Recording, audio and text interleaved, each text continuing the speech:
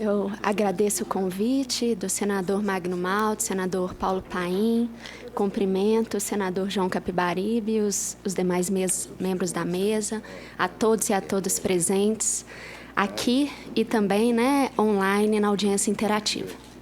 Eu gostaria de propor, enquanto economista e cientista política, uma reflexão um pouco diferente do que nós temos visto e temos tido nessas 3 audiências, até aqui.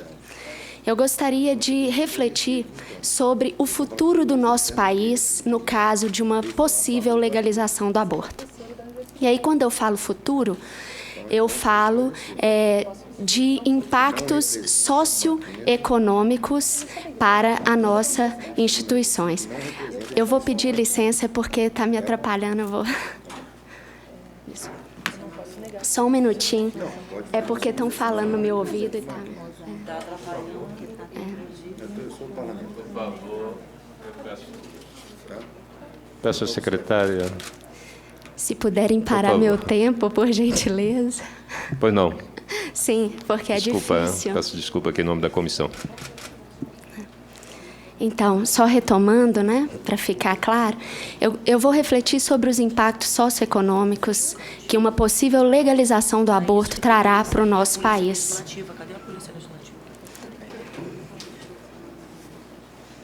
Eu aponto para... Assim. Ok.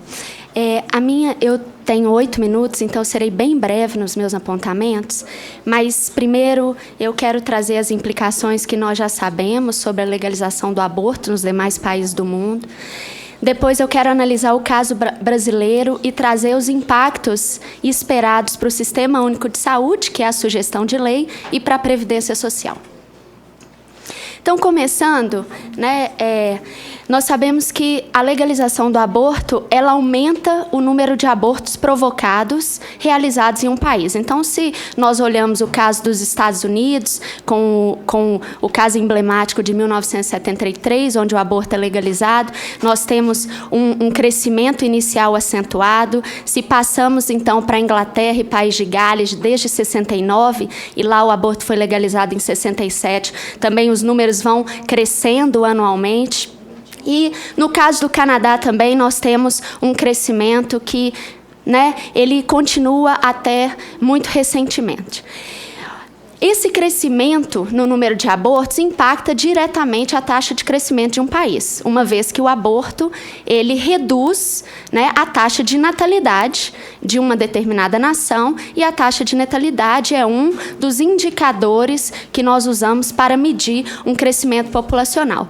Então, se pegarmos uma taxa de crescimento nos Estados Unidos, desde 61, até os dias atuais, nós vemos um completo desequilíbrio nessa taxa, variando entre 1,5% ao ano até uma baixa aí de 0,7% em 2012.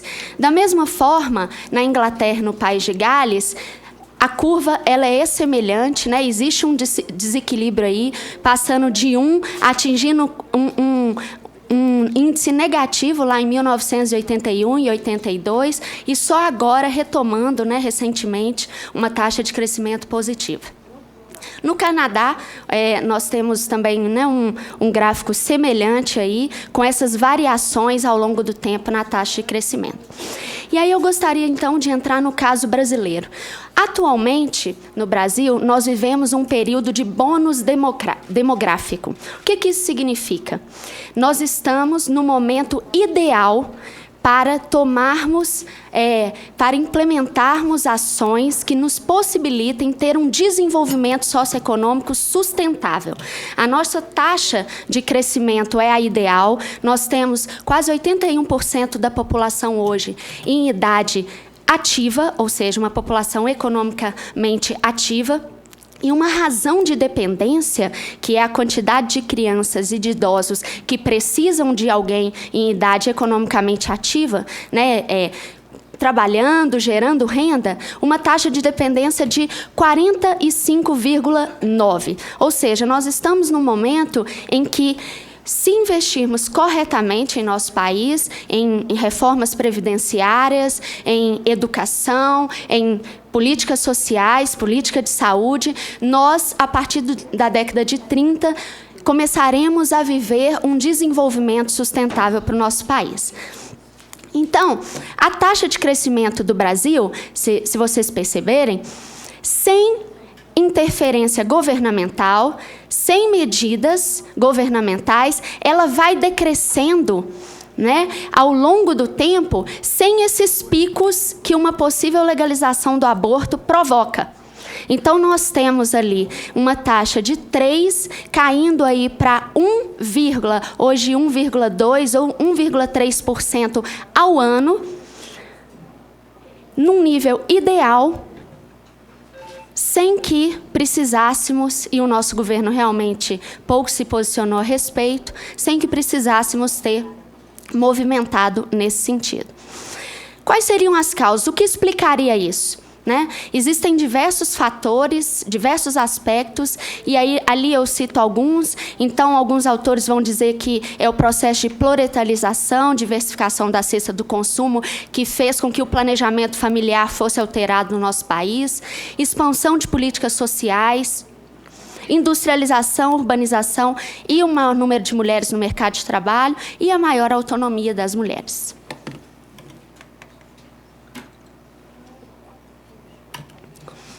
Hoje, portanto, nós vivemos uma janela de oportunidade, que se caracteriza, então, por uma relação positiva entre a população economicamente ativa e o total de crianças e idosos que são dependentes no nosso país. Essa janela ela se abre a partir de 1970 e logo, em 2 décadas, ela se fechará. Então, rapidamente, né, eu já adiantei, essa janela foi criada por uma redução na taxa de mortalidade, natalidade e de imigração, né, gerando para nós, hoje, uma razão de dependência pequena, uma maior participação das mulheres no mercado de trabalho e uma população em idade ativa que nos permite, então, criar as condições ideais para sustentar o nosso país em termos sociais e econômicos a partir da década de 30. Como aproveitar essa janela? Os demógrafos, os especialistas nesse sentido vão dizer que nós precisamos investir em produtividade e infraestrutura, em criação de empregos, educação técnica e superior e em uma reforma previdenciária, porque o nosso regime de contribuição ele é um dos mais generosos do mundo e isso não se sustentará em longo prazo. Precisamos modificar regras de aposentadoria e regras da contribuição recebida. Quais, então, as implicações de uma legalização do aborto? Aqui, eu estou pensando no futuro. O aborto é, sim, uma questão atual. Mas o problema não é o aborto. O aborto é consequência de um problema, que é a gravidez indesejada. A gravidez indesejada é o problema que nós precisamos lidar com ele. E como lidar com a gravidez indesejada? Com as causas dela. As causas dela não são um aborto, são anteriores a isso. Então, vamos supor que legalizemos o aborto no nosso país. Nós criaremos, então, um novo item de despesa para o Sistema Único de Saúde. Sabemos hoje que uma consulta médica no SUS custa R$10 e podemos dizer que, tomando como base os demais países que já legalizaram o aborto, como os Estados Unidos, que o custo mínimo é de $500, no Canadá, $800, na Inglaterra, aproximadamente €400, vamos dizer que o nosso aborto custe aqui para o Sistema Único R$500, devido a todo o procedimento, a infraestrutura necessária. Ou seja, cada aborto realizado custaria R$510. E aí, vamos dizer que, como muitos têm dito aí, a professora Débora até falou que esses números não são verdadeiros de fato, mas tem saído na mídia, vamos dizer que no primeiro ano, 1 milhão de mulheres façam aborto no nosso país. Isso custaria ao Sistema Único de Saúde apenas 510 milhões de reais. 510 milhões hoje corresponde a 3% do orçamento do Ministério da Saúde. Para vocês terem ideia, o programa Rede Cegonha gasta hoje, anualmente, dados de 2014, 290 mil reais ano. Programas de saúde e de assistência da mulher estão nessa faixa também de gastos. Então, nós estaríamos gerando para o Sistema Único de Saúde uma despesa de 3% do seu orçamento inicial, porque, como eu disse, o aborto ele vai aumentando a cada ano.